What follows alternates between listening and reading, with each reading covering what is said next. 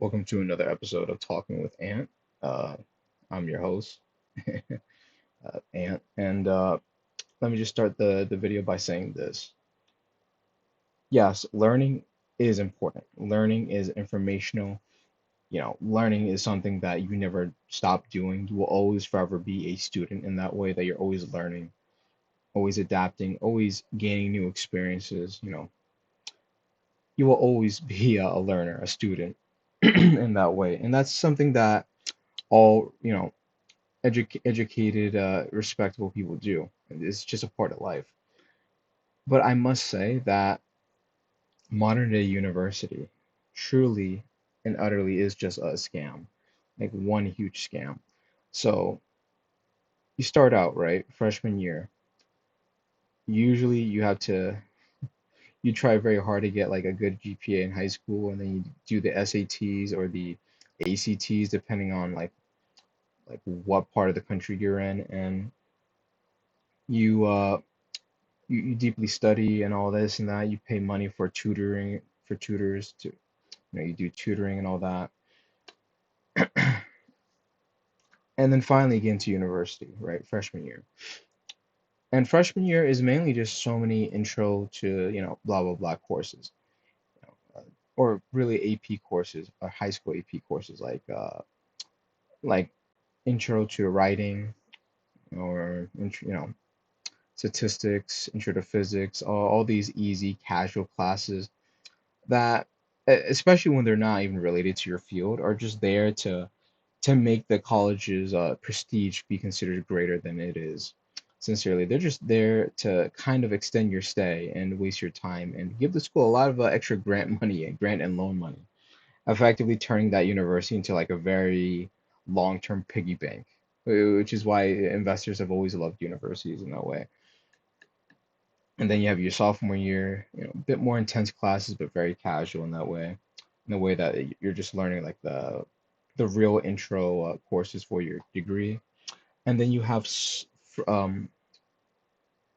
junior year, and then junior is usually the most difficult year, or can be depending on what courses you pick.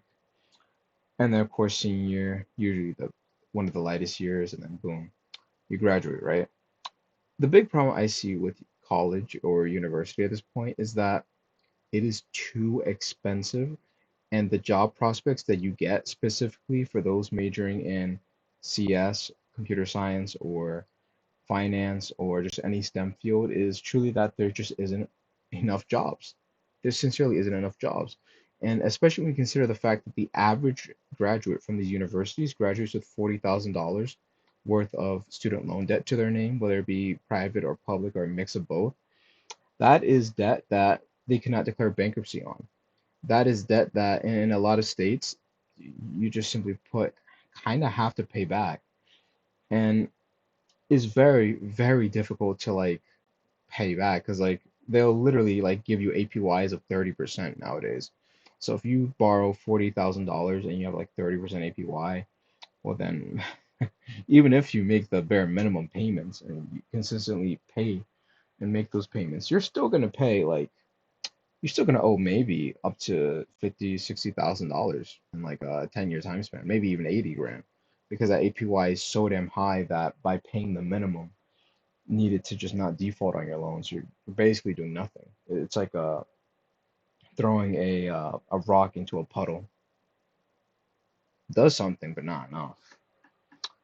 And that's one of the key things or reasons why I've always just kind of have to view modern universities as a scam.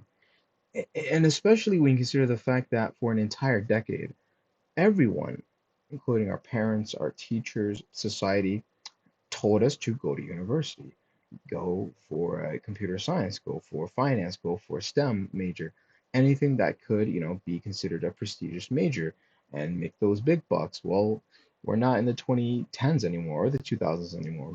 We're in the 2020s, and sincerely, the white collar or knowledge based economy or job market is dead. All right, like America does not need these graduates and these degrees, and they certainly do not need them for new grads. So you have to stop and think to yourself, right? Like, what is a person? who's like 27, 28, has studied for the past 5 to 8 years, has 40 to $80,000 worth of student loan debt to their name that they can't declare, that they can't declare bankruptcy on, and are literally older, like they're 28, 29, 30. They've dedicated their whole life to a field of work that leaves them completely unemployable, and in many cases, kind of a bad employee, or at least give them bad job prospects, if any, because let's get real here. That McDonald's manager, if they had to choose between a fresh high school graduate who is dumb, loyal, will work 40 hours a week, won't complain too much, or the college the college girl with a degree in tech or finance, and she knows her worth, and they know that once she finally does get an offer, she's gonna quit immediately. They're probably not gonna actually hire her because they're gonna make that assumption. Wow, that she's kind of too good for this. It'd be a bad prospect for the establishment, right? For McD, clearly Ronald McDonald clearly cares about his employees, right? But sincerely, it leaves many college graduates in a horrible position. Like you can't even call it neutral.